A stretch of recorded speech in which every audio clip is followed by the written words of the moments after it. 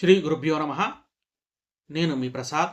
మీరు చూస్తున్నారు Prasad astrology YouTube channel. ఈ వీడియోలో మనం గురుగ్రహము ప్రసాదించే మరొక యోగాన్ని చూద్దాం. దానికంటే ముందుగా నేను గతంలో అప్లోడ్ చేసిన యోగాలని అంటే రవి నుంచి బుధుడు వరకు వాళ్ళిచ్చే రకరకాల యోగాలన్నీ కూడా ఆల్రెడీ నేను మన ఛానల్లో అప్లోడ్ చేసి ఉంచాను. అలాగే గురుగ్రహానికి చెందినటువంటి గజకేసరి యోగము, గురుమంగళ యోగము గురించి కూడా ఆల్రెడీ నేను ఒక వీడియో చేశాను. కాబట్టి ఆ వీడియోలని చూడండి. చూసి వీడియో నచ్చితే లైక్ చేయండి. అలాగే మన ఛానల్ని కనుక సబ్స్క్రైబ్ చేసుకోకపోతే సబ్స్క్రైబ్ చేసుకోండి. ఇక వీడియోలోకి వెళ్తాము. గురుగ్రహము ప్రసాదించే మరొక యోగము అది గురుచంద్ర యోగము. ఈ యోగము అటు గురువు మరియు చంద్రుడు కలిసి ఇచ్చే మరొక యోగం అన్నమాట.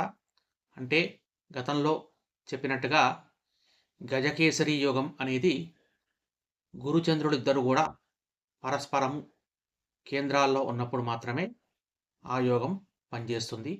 అదే ఈ యోగం అయితే ఈ గురుచంద్ర యోగం అనేది చంద్రుడికి గురువు త్రికోణాల్లో, అంటే జనరల్గా చంద్రుడికి లేదా గురువుకి ఇద్దరు పరస్పరంగా త్రికోణాల్లో ఉన్నప్పుడు ఈ యోగం పనిచేస్తుందన్నమాట. దీన్ని గురుచంద్ర యోగం అని పిలుస్తారు. ఈ యోగం గనక విశేషంగా గనక పడితే ఆ జాతకులు విద్యాపరంగా ఉన్నత స్థాయిలో ఉంటూ మంచి ఉద్యోగం చేస్తూ ఉంటారు.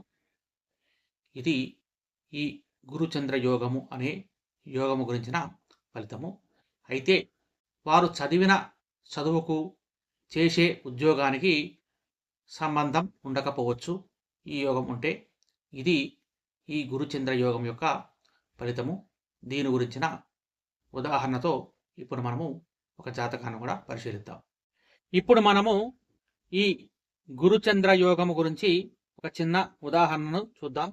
మీనంలో గురువు, అలాగే కర్కాటకంలో చంద్రుడు. చంద్రుడి నుంచి లెక్కబెట్టిన 1, 2, 3, 4, 5, 6, 7, 8, 9. 9వ స్థానం అంటే కోణస్థానం.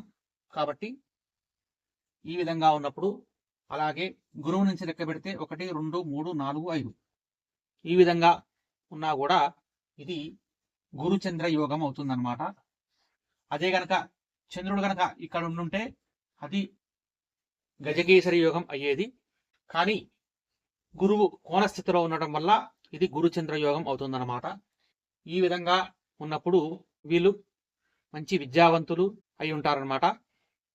ఇది ఈ గురుచంద్ర యోగం వల్ల కలిగే ఫలితము. అంటే ఇక్కడ చంద్రుడి నుండి ఇక్కడ గురువు ఉండొచ్చు, లేదా ఇక్కడ గురువు ఉండొచ్చు, లేదా చంద్రుడు ఇక్కడ ఉండి ఇక్కడ గురువు ఉండొచ్చు. కాకపోతే ఇది శత్రుక్షేత్రం అవుతుంది. ఈ విధంగా ఉన్నా కూడా ఇది పెద్దగా పనిచేయకపోవచ్చు. ఎందుకంటే ఇక్కడ గురువుకి నీచస్థానం, అలాగే ఇక్కడ గురువుకేమో శత్రుక్షేత్రం అవుతుంది.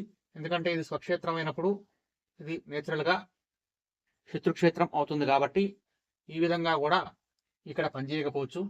అదే చంద్రుడు ఇక్కడ ఉండి గురువు ఇక్కడున్నా లేదా ఇక్కడున్నా కూడా ఇది గురుచంద్ర యోగం అవుతుంది.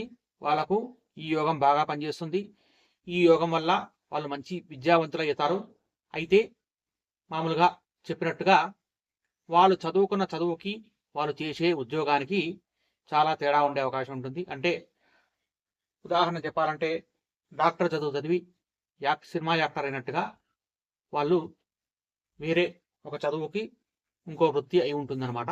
ఇది ఈ గురుచంద్ర యోగం యొక్క ఫలితము. ఈ వీడియో నచ్చితే లైక్ చేయండి, షేర్ చేయండి. అలాగే మన ఛానల్ని కనుక సబ్స్క్రైబ్ చేసుకోకపోతే దయచేసి సబ్స్క్రైబ్ చేసుకోండి. గోబ్రాహ్మణేభ్యః శుభమస్తు నిత్యం.